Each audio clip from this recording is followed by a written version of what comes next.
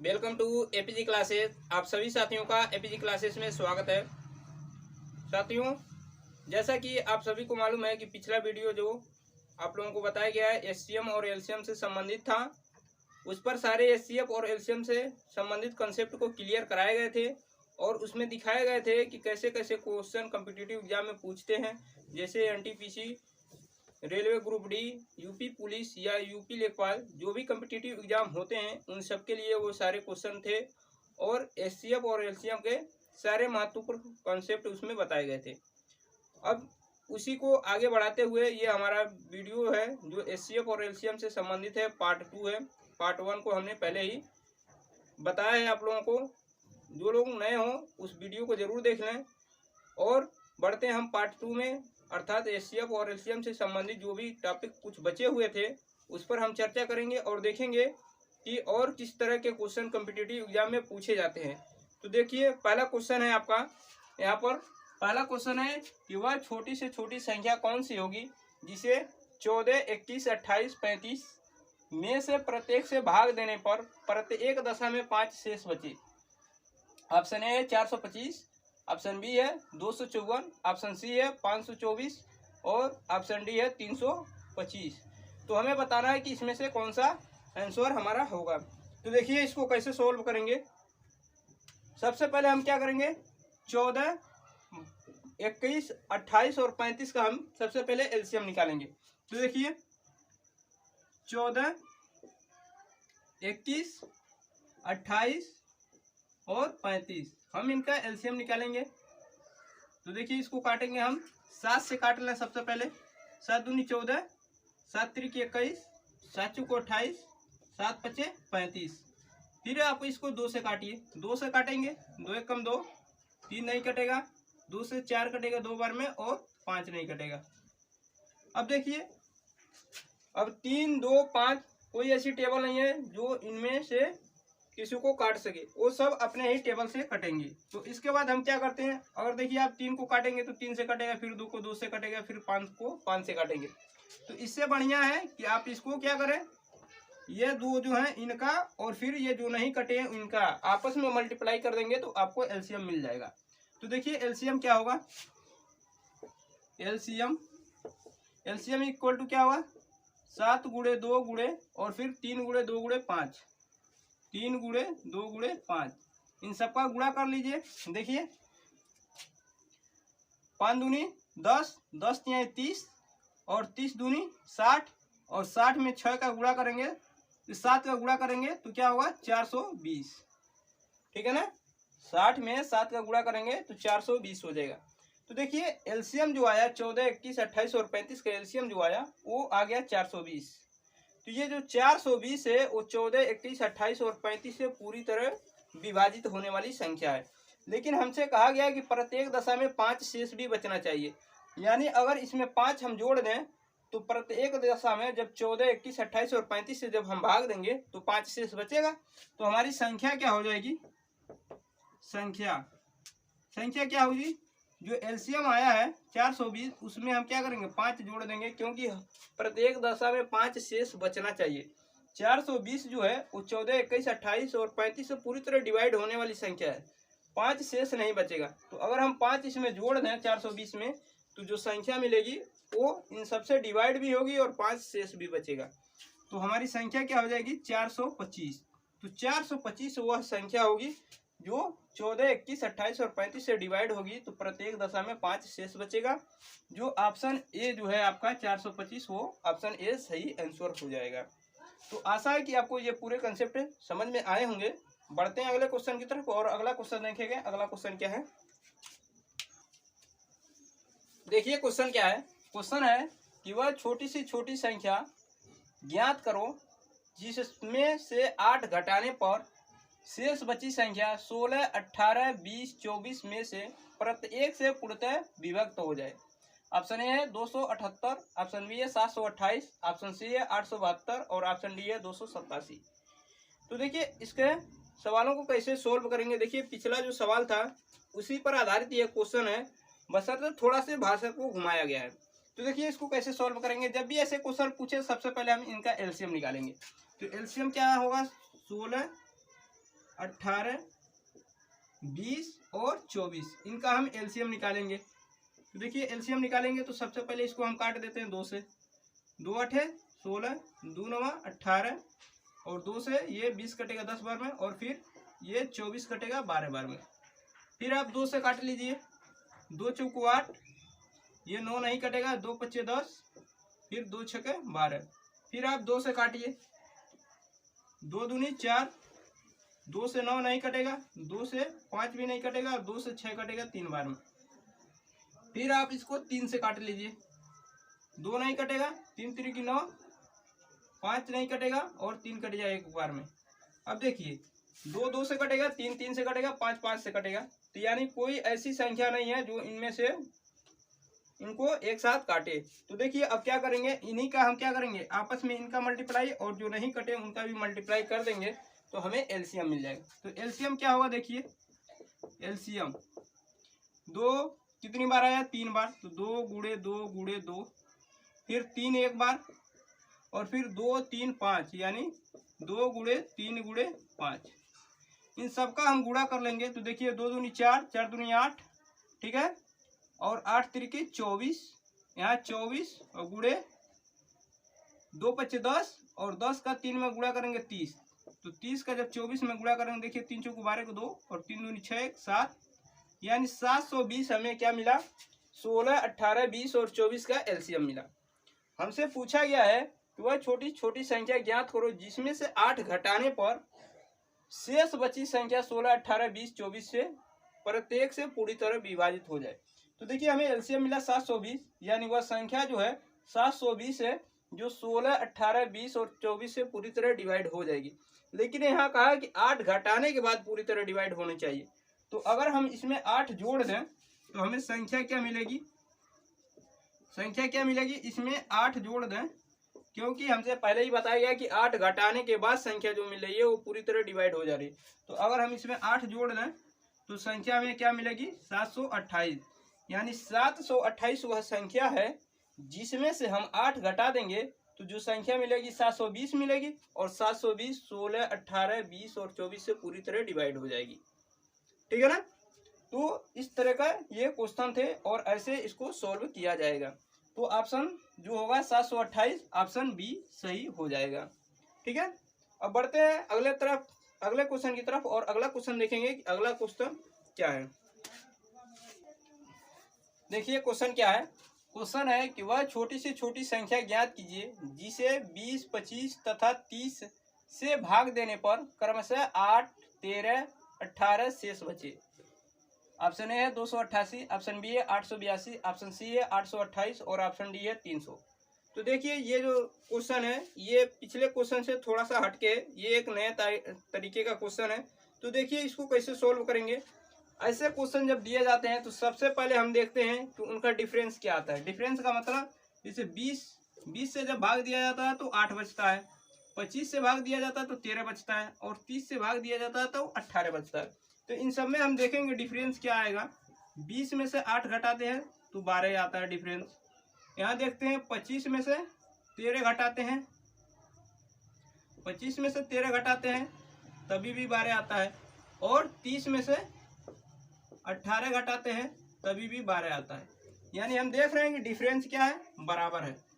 तो जब भी डिफरेंस बराबर आता है तो क्या करते हैं, सबसे पहले ये जो संख्या है जिससे डिवाइड हो रही है यानी 20 25 और 30, इनका एलसीएम निकालते हैं, और एलसीएम निकालने के बाद जो एलसीएम आता है उसमें से ये जो डिफरेंस आ रहा है 12 12 12, तो 12 को माइनस कर देते हैं।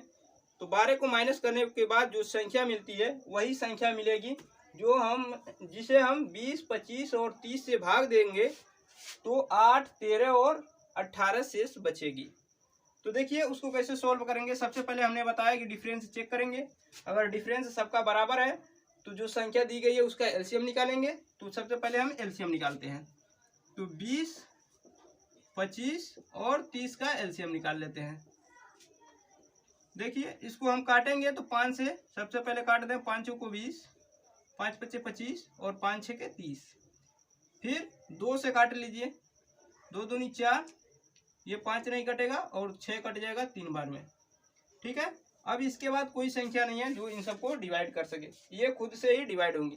तो एलसीएम कैसे निकालेंगे, देखिए एलसीएम इनका गुणा और उसके बाद जो डिवाइड नहीं है उनका गुणा, यानी 5 गुणे 2 गुणे 2 गुणे 5 गुणे 3, इन सबका गुणा कर दीजिए। देखिए 5 दूनी 10, 10 दूनी 20, 20 पचे 100 और 100 का 3 में गुणा करेंगे तो आपको मिलेगा 300, यानी आपको एलसीएम जो मिला वो 300 मिला।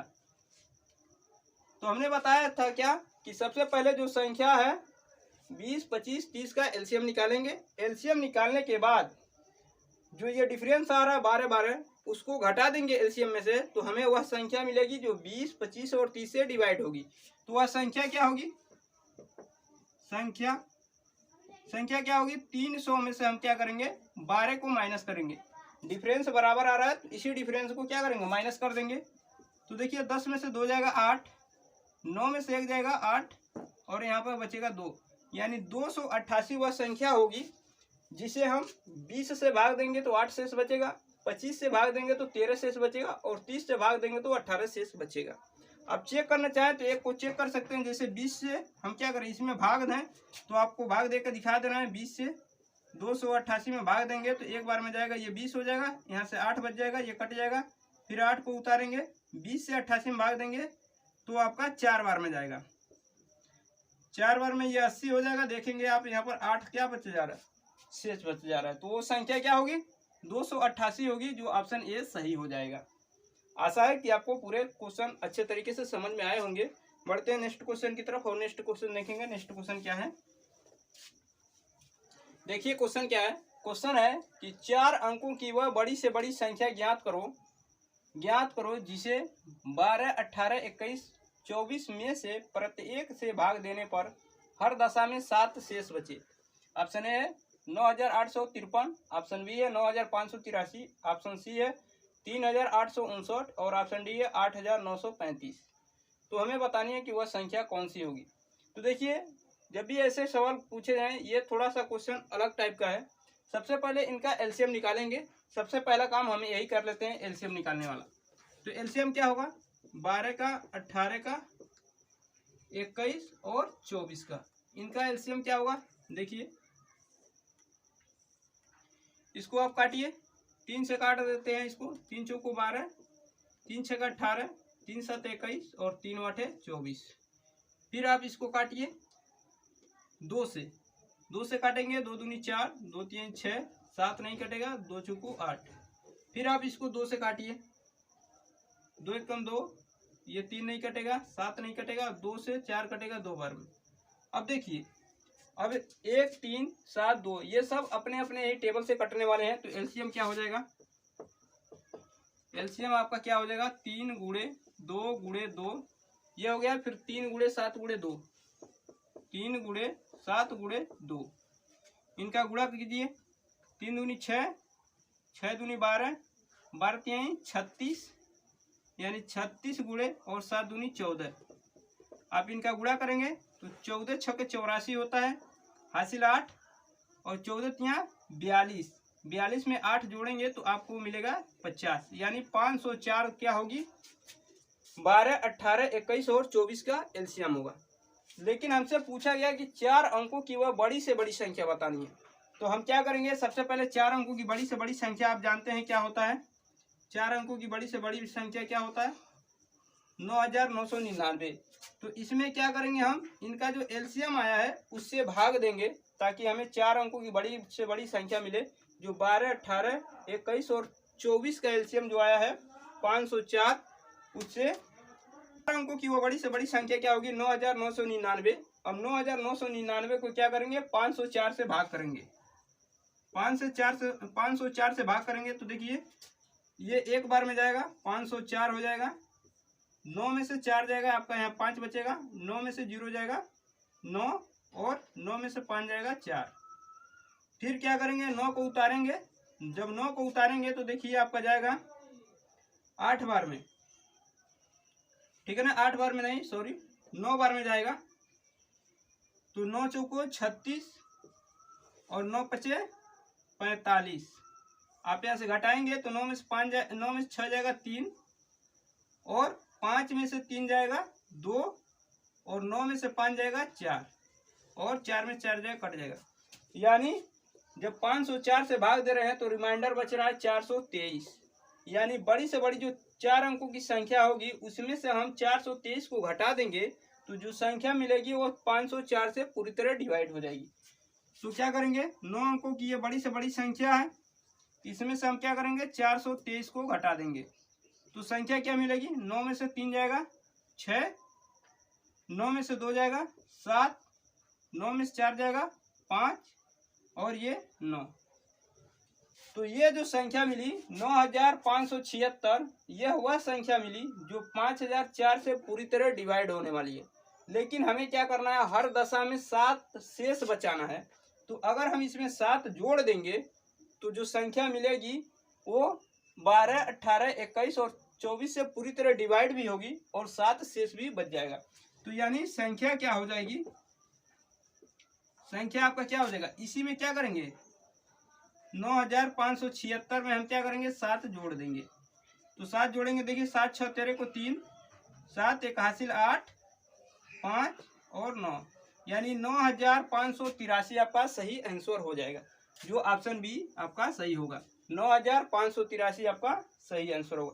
तो ये सारे कंसेप्ट थे इस सवाल को सॉल्व करने का। अब बढ़ते हैं अगले टाइप के जो सवाल हैं उसके तरफ और देखेंगे वो नए तरीके क्या हैं और उस पर कैसे क्वेश्चन पूछे जाते हैं। देखिए एक नए तरीके का सवाल है, उससे पहले हम आपको कंसेप्ट बता दें, उसके बाद इस सवाल पर चर्चा करेंगे। तो सबसे पहले कंसेप्ट समझिए कि जैसे एलसीएम और एचसीएफ यानी लॉसो और मौसम में हमें कुछ अनुपात से संबंधित संख्याएं दी गई होती हैं और उसमें हमें क्या करना होता है, लॉसो या मौसम हमसे पूछा जाता है या फिर संख्याओं को पूछा जाता है। तो समझिए वो तरीका क्या है, आप पहले कंसेप्ट को समझिए फिर सवाल को बताएंगे।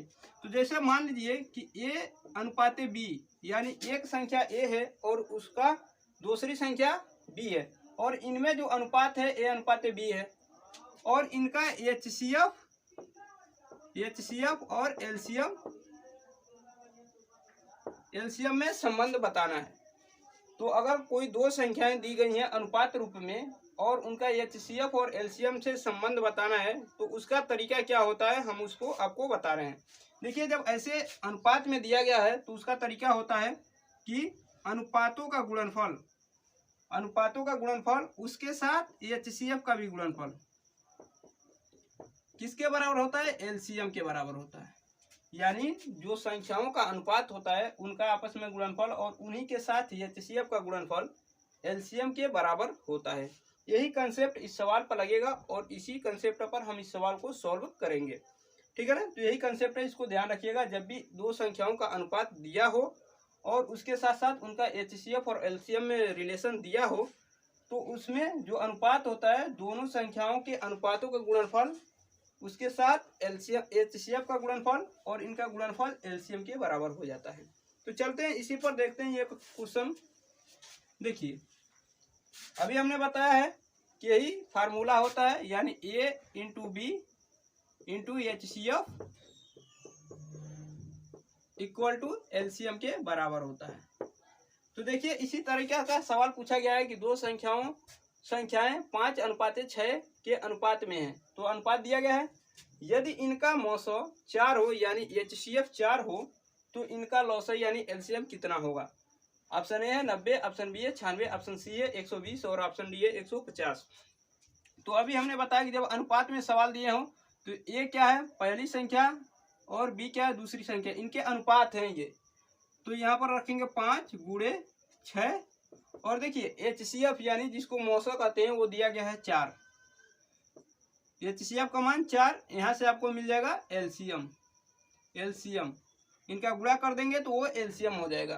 तो देखिए गुणा कीजिए 5 × 6 = 30 और 30 का 4 में गुणा करेंगे तो 120 जो एलसीएम के बराबर है, यानी एलसीएम जो होगा आपका वो आपका 120 हो जाएगा।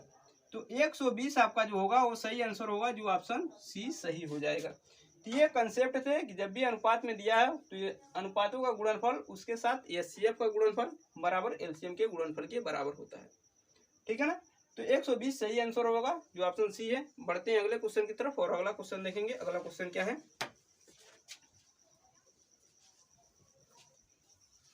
देखिए क्वेश्चन क्या है। क्वेश्चन है कि दो संख्याएं 3:4 के अनुपात में है तथा इनका एलसीएम 84 है। इनमें से बड़ी संख्या कौन सी होगी? ऑप्शन ए है 21, ऑप्शन बी है 24, ऑप्शन सी है 28 और ऑप्शन डी है 84। तो हमें बताना है कि कौन सी बड़ी संख्या होगी।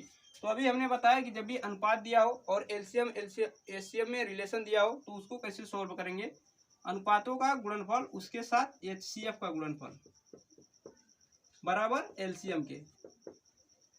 तो ए का मान यहाँ से 3 हो जाएगा, बी का मान 4 हो जाएगा और एचसीएफ आपको नहीं मालूम है। और किसके बराबर? 84 के बराबर।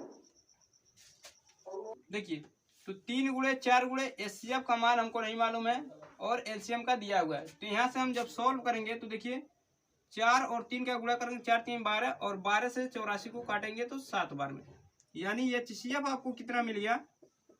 एचसीएफ मिला 7। तो जब भी हमें एचसीएफ मिलता है तो उससे क्या करते हैं, जो संख्याओं का अनुपात है उसमें हम गुणा कर देते हैं तो हमें संख्याएं मिल जाती हैं। तो हमसे पूछा गया कि बड़ी संख्या क्या है। तो आप देख रहे हैं 3 और 4 के अनुपात में है, तो जाहिर सी बात है कि 4 का जो अनुपात होगा वही बड़ी संख्या होगी। तो आपको यहाँ से बड़ी संख्या मिल जाएगी। बड़ी संख्या क्या हो जाएगी आपका? देखिए 7 गुणे 4 तो 28 जो होगी वो बड़ी संख्या हो जाएगी, जो ऑप्शन सी सही हो जाएगा। जब भी आपको अनुपात में दिया गया है संख्याओं का अनुपात और आपको अगर एचसीएफ मालूम है तो एचसीएफ से हम क्या करते हैं, अनुपात में गुणा कर देते हैं तो हमें संख्याएं मिल जाती हैं। तो यहाँ से 7 से हम क्या करेंगे, बड़ी संख्या 4 है ना, 4 का अनुपात है तो 4 बड़ी है, तो 4 से गुणा कर देंगे तो 28 क्या हो जाएगी? आपका सही आंसर हो जाएगा, यानी बड़ी संख्या 28 हो जाएगा, जो ऑप्शन सी है। बढ़ते हैं एक नए तरीके के साथ और देखते हैं वो नया तरीका क्या है। एचसीएफ और एलसीएम से संबंधित एक नया तरीका होगा, उस पर हम चर्चा करते हैं, देखते हैं क्या है। तो देखते हैं वो नया कंसेप्ट क्या है। नया कंसेप्ट है कि मान लीजिए दो संख्याएं आपको दी गई हैं। मान लीजिए पहली संख्या ए है और दूसरी संख्या बी है। आप इस क्वेश्चन को मत देखिए, पहले कंसेप्ट को देखिए।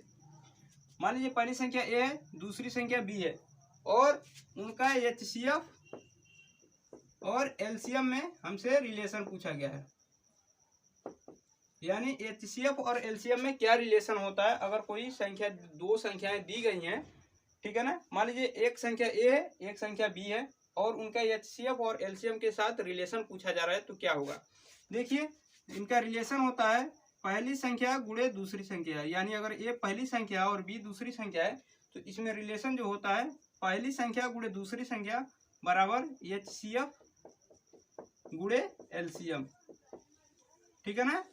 यानी अगर दो संख्याएं दी गई हैं आपको तो उनका रिलेशन क्या होता है कि पहली संख्या गुणे दूसरी संख्या बराबर क्या होता है, एचसीएफ गुणे एलसीएम, ठीक है ना। ये अनुपात से थोड़ा सा हटके, इससे पहले आपको अनुपात वाला भी बताया गया था, उसका तरीका कुछ और था और इसका तरीका कुछ और है, ठीक है ना। इसको ध्यान रखिएगा, इसको अनुपात की तरह मत समझिएगा क्योंकि यहाँ पर ए और बी पूरी संख्या है, अनुपात नहीं है, ठीक है ना। तो ए गुणे बी यानी पहली संख्या गुणे दूसरी संख्या बराबर एचसीएफ गुणे एलसीएम।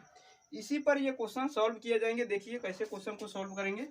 देखिए दिया गया है कि दो संख्याओं के एचसीएफ तथा एलसीएम क्रमशः 8 तथा 48 हैं।